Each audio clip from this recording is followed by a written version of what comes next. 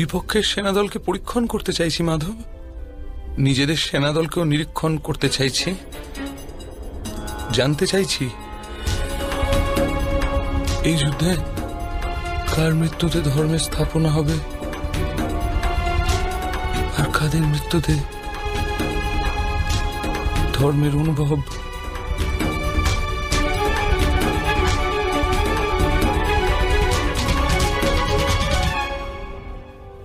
আমি জানতে চাইছি এই মহাযুদ্ধে আমার কি প্রাপ্তি হবে আর আমি কি হারাচ্ছি। এই যুদ্ধে তুমি বলিদান দিতে যাচ্ছ পার্থ। হারানো, প্রাপ্তি এসব কি ব্যর্থ চিন্তা করছো? দান তাকেই বলে